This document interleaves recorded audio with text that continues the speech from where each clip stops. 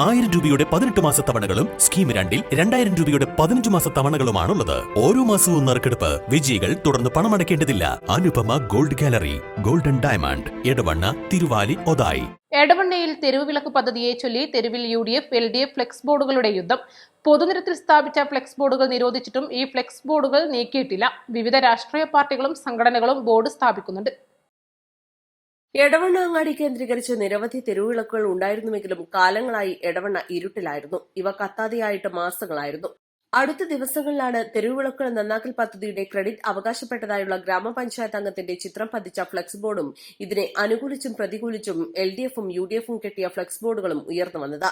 Bus സ്റ്റാൻഡിന്റെ എതിർവശത്തായി Kozhikode Nilambur Gudalur പാതയോരത്തെ നടപ്പാതയുടെ കൈവരികളിലും Edavanna service ബാങ്കിന് സമീപമുള്ള കൈവരികളിലുമാണ് ബോർഡുകൾ നിറഞ്ഞത്. കഴിഞ്ഞ ലോകകപ്പ് ഫുട്ബോൾ സമയത്ത് എടവണ്ണ പഞ്ചായത്ത് മുൻകൈയെടുത്ത ലോകകപ്പ് മാതൃക നിർമ്മിക്കാൻ ബസ് സ്റ്റാൻഡിൽ കെട്ടിയുണ്ടാക്കിയ കരിങ്കൽ തറയിലും പിന്നീട് ഫ്ലെക്സ് ബോർഡുകൾ പൊന്തി തുടങ്ങി. വിവിധ രാഷ്ട്രീയ പാർട്ടികളുടെയും സംഘടനകളുടെയും ബോർഡുകളും മാറി മാറി ഇവിടെ സ്ഥാപിക്കുന്നുണ്ട്. പരിപാടികൾ കഴിഞ്ഞ് മാസങ്ങൾ കഴിഞ്ഞാലും ചില ബോർഡുകൾ മാറ്റാത്ത രീതിയിലാണ് നിരോധിക്കപ്പെട്ട സ്ഥലങ്ങളിൽ ഫ്ലെക്സ് ബോർഡുകൾ സ്ഥാപിക്കുന്നത്. East live, Edavanna.